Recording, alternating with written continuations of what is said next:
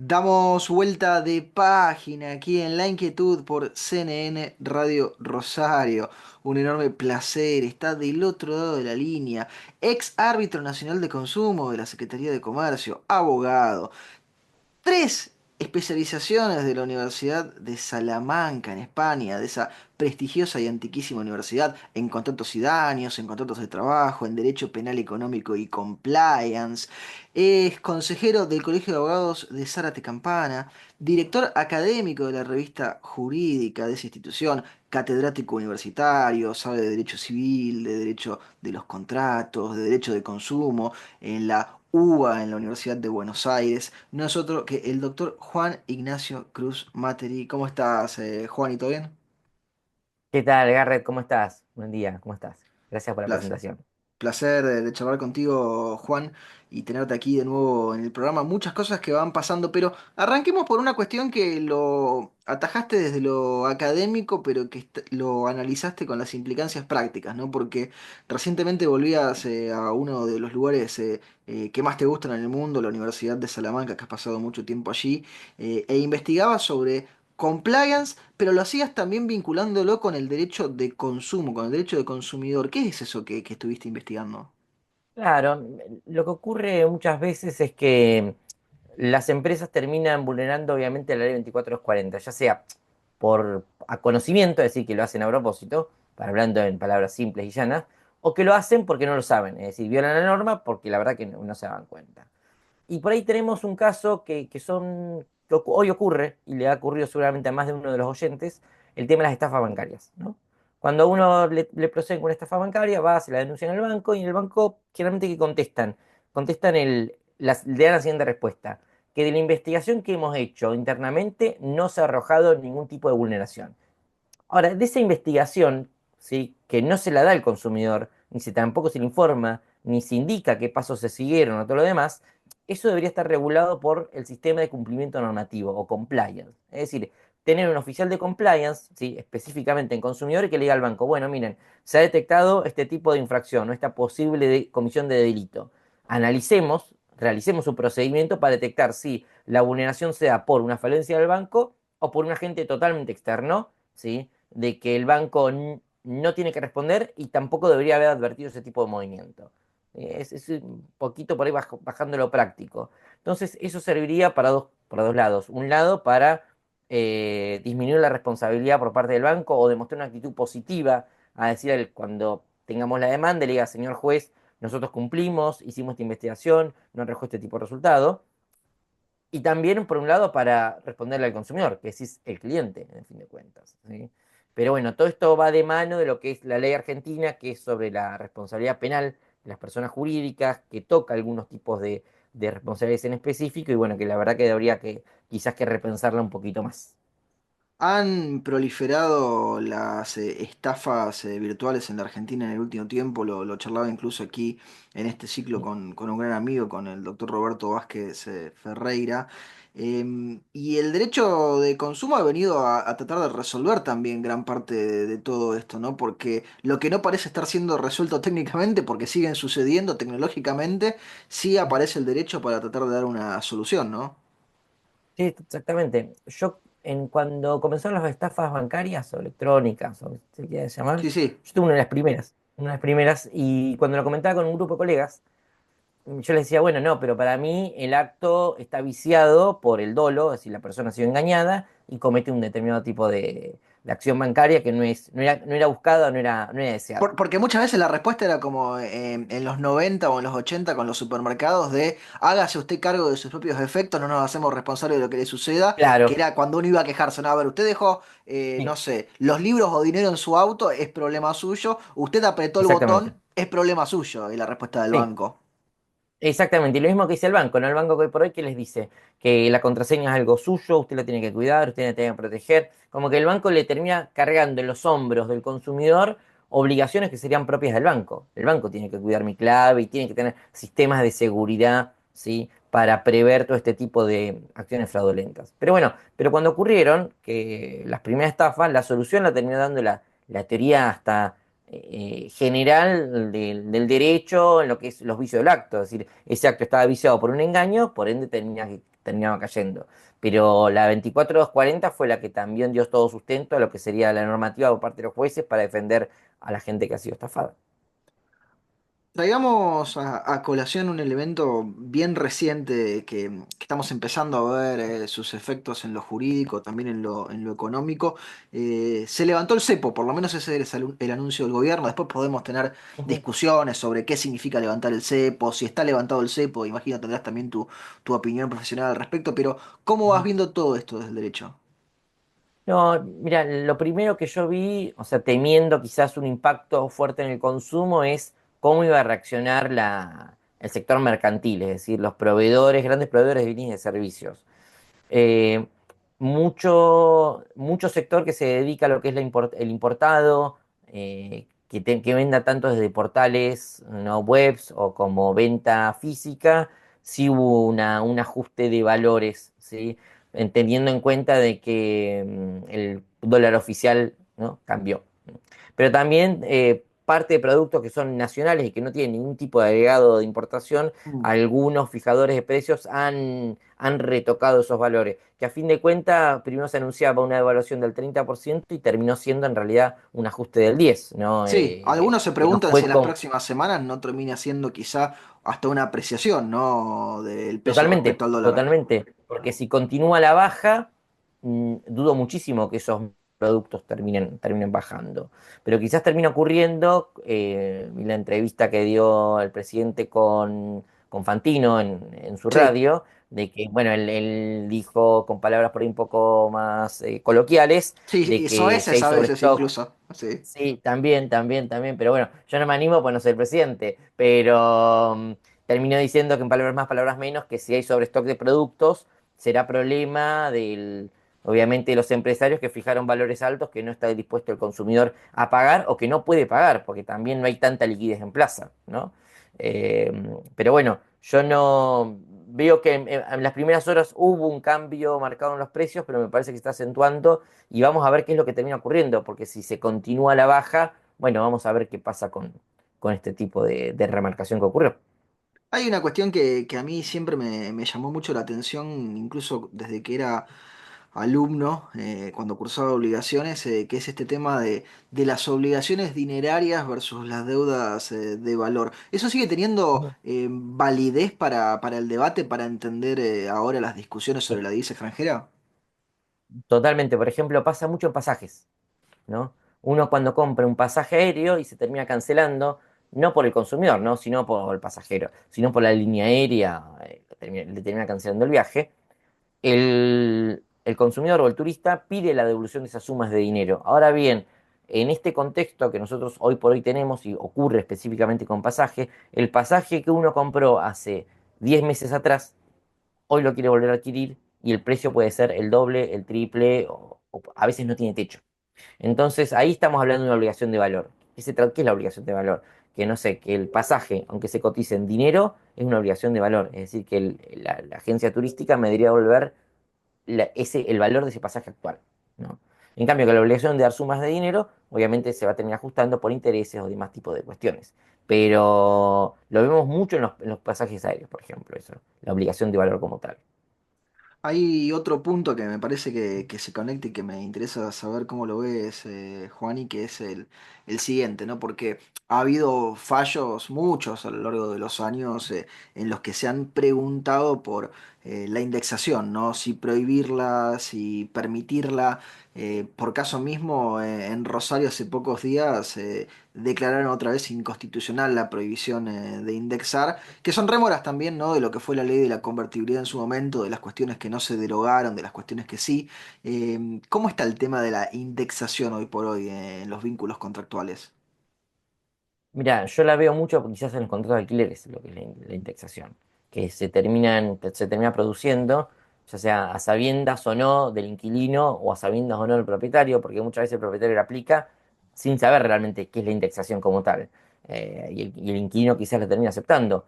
Pero al estado de autos o de la economía que teníamos hace un año atrás, un año y medio atrás, con una inflación de tipo abrumador y bastante preocupante, la indexación que existía era la única forma que tenían algunos tipos de operadores en el mercado de resguardar obviamente su crédito. Hoy me parece que con una inflación a la baja y con y quizás pensando, y crucemos los dedos, ¿no? En una estabilidad de tipo monetaria, la indexación per se quizás tienda a no lo veamos tanto en la práctica como tal, ¿no? Pero que ocurre, termina ocurriendo, pero muchas veces termina ocurriendo porque el consumidor desconoce, ¿sí? Mm. Y porque el proveedor muchas veces se aprovecha ese desconocimiento y le aplica como tal. O aplica obviamente su valor en el mercado, en el contrato, su posición de control. Es decir, que yo fijo los valores y si no, tendrás que judicializarlo, obviamente. Dos hilos ahí para seguir, te tomo Sí, uno primero, ¿no? Porque lo marcabas esto sí, de lo que a veces las partes hacen sin entender realmente qué están haciendo, a veces porque una se aprovecha de la otra, en ocasiones quizá porque copian contratos de situaciones anteriores sin conocer realmente los términos. El arbitraje, vos tenés una experiencia ahí profunda, ha demostrado un nivel de conocimiento muy importante de los árbitros, de otras realidades también de las jurídicas, es ujú. decir, lo económico, lo financiero, lo tecnológico. Los jueces están tomando nota de que tienen que saber más que derecho para poder dar respuesta a las problemáticas de la gente. Yo pienso que sí, o sea, fíjate que también ha empezado a cambiar muchas veces hasta el mismo lenguaje en cómo se expresa una sentencia. También es una realidad, hoy por hoy el uso de la IA ha llegado también a los juzgados, es decir, que la misma IA en el uso de lo que es el armado, el aconsejado de una sentencia, termina incidiendo o dando quizás algunos tipos de giros que quizás su señoría o el relator o el que termina armando la sentencia no ve o no lo tomó en cuenta. Pero a mí me parece que sí, obviamente que la justicia se tiene que ir adaptando a esta nueva set de demanda por parte de una justicia eficiente por parte de los particulares. Hoy por hoy el particular que termina litigando, eh, para mí está mucho más informado, me parece, que el particular que litigaba hace 20 o 30 o 15 años atrás. Hoy por hoy la información que uno maneja es diferente. Entonces, en ese sentido, la justicia, entiendo que algunos jugadores están muchísimo más preparados que hace años atrás. Como que también, ojo, también ocurre lo mismo, que la justicia a veces es lenta, Obvio. proveen, ¿qué significa proveen? Terminan dando un despacho o una sentencia o un escrito, pero no sé cómo decirlo para que la gente lo Sí, sí, termine sí. entendiendo, que terminan repitiendo lo mismo que venían diciendo antes y el trabajo del abogado es decir, Los esto pasos ya lo dijo, yo pedí los otra pasos cosa. del trámite, los pasos del proceso, los pasos del expediente para que la gente lo entienda. Hay una epidemia de previo a todo trámite, ¿no? Me parece, Previo a en la todo justicia trámite. en la Argentina, en el sentido Sí, de, sí, sí, ok, sí. no avanzamos, no le dejamos avanzar, no le permitimos que le resuelva el problema a su cliente, hasta tanto no haga esto, que muchas veces a lo mejor ni siquiera es importante eso que se pide que se haga No, antes. pero también, por ejemplo, me parece que la justicia a veces pierde el norte porque primero el funcionario judicial es un funcionario que se debe a la ciudadanía. O sea, y el abogado también es ciudadano como tal. Entonces uno cuando consulta el expediente y pide ver o hablar con lo lleva o que le diga, bueno, a ver, qué es cuál es la perspectiva del juzgado, me parece que la reticencia a contestar o decir, mire usted el expediente, no es por ahí, me parece. Hay que volver a la vocación de servicio. Y segundo, también el juez tiene que tener esa idea de casi de ser como de un tutor para las partes, no tutor de ir marcando el paso, sino por ejemplo y doy un ejemplo, ¿no? Uno Sí. pide que se pase sentencia y el jugador le dice, previo a pasar sentencia, eh, desista de la prueba que no fue formulada. Y por ahí un expediente tiene 20 cuerpos y uno se tiene que poner a revisar los 20 cuerpos, que diga el juzgado, falta esta prueba, chabón, ¿qué vas a hacer? ¿La vas a continuar o la vas a desistir? Me parece que hace falta esa mano. Yo pienso que con ese tipo de mirada avanzarían muchísimos más los expedientes y no tener un rol meramente pasivo de la justicia. Recién hablábamos de los alquileres, de los contratos de locación.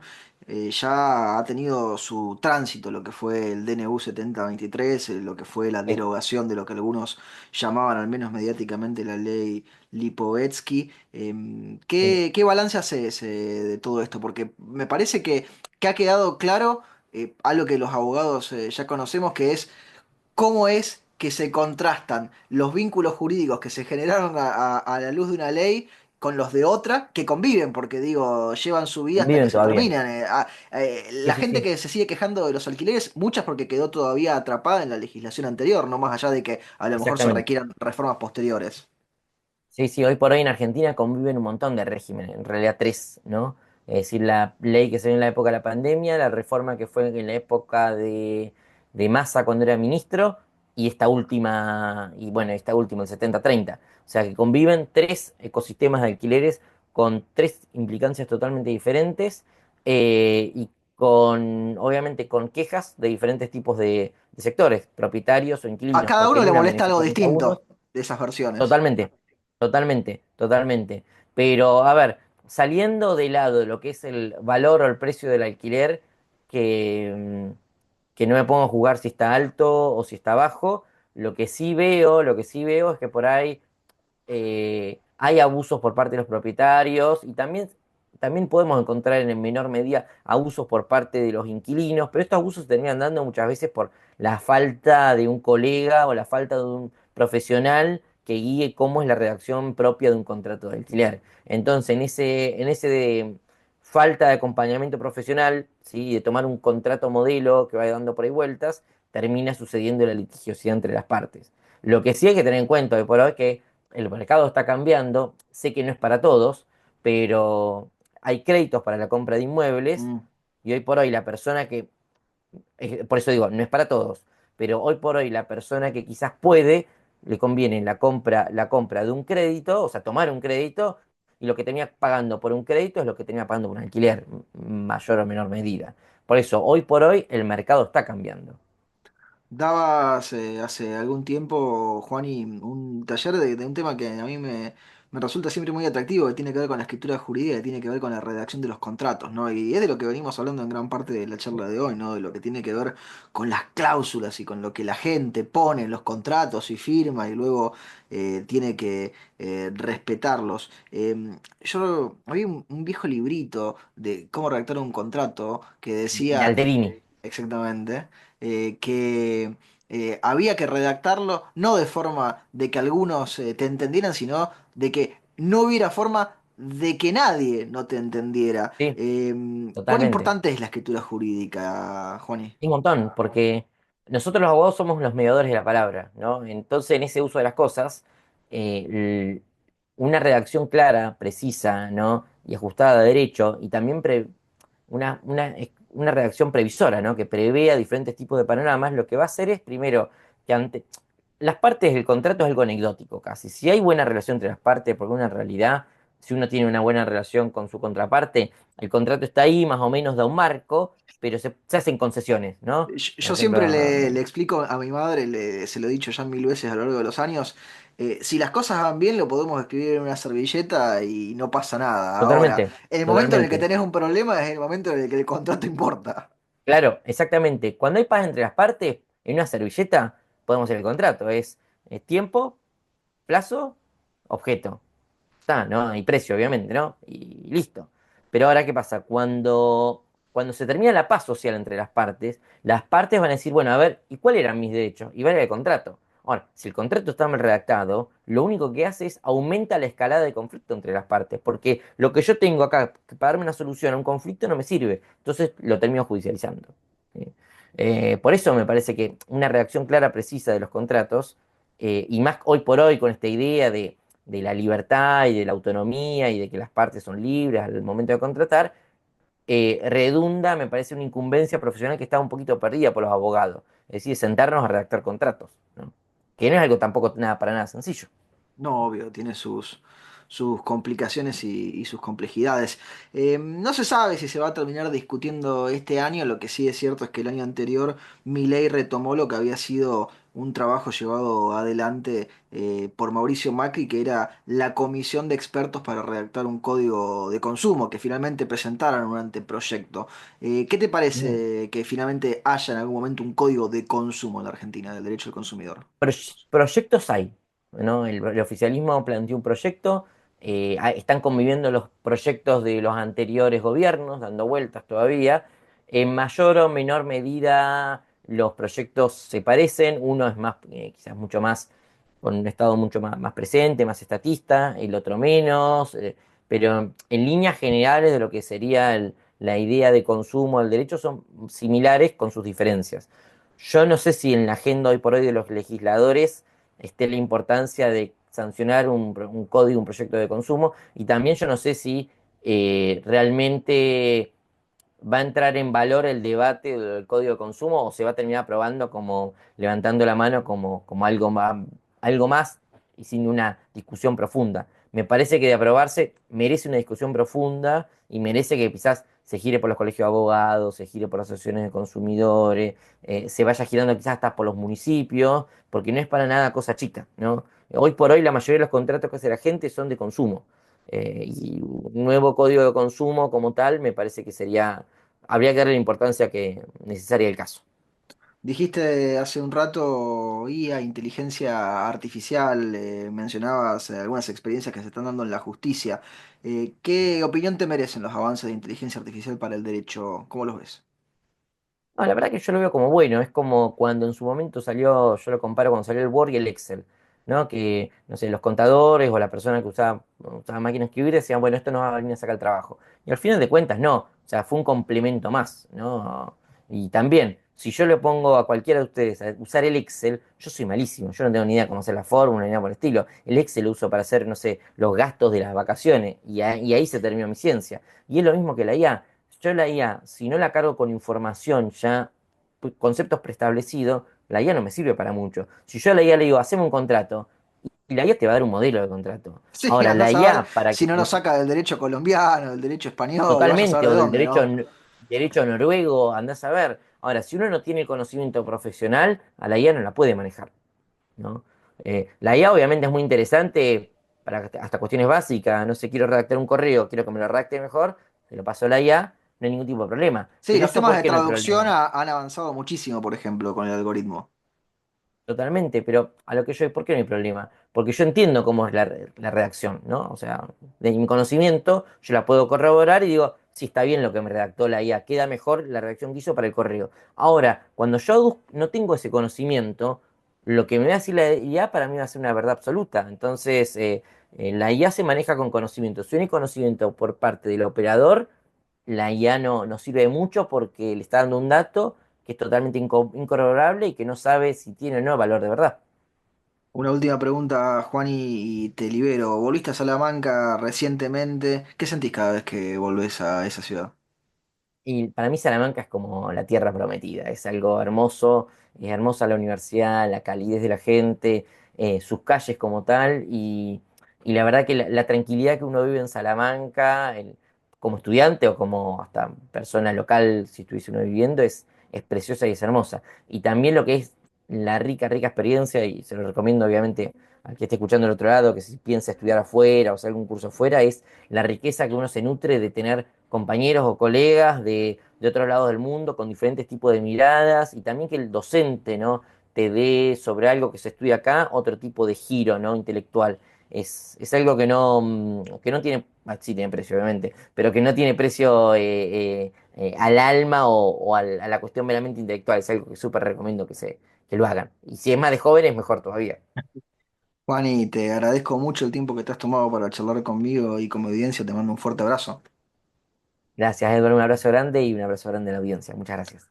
Lo teníamos al doctor Juan Ignacio Cruz Materi aquí en La Inquietud por CNN Radio Rosario.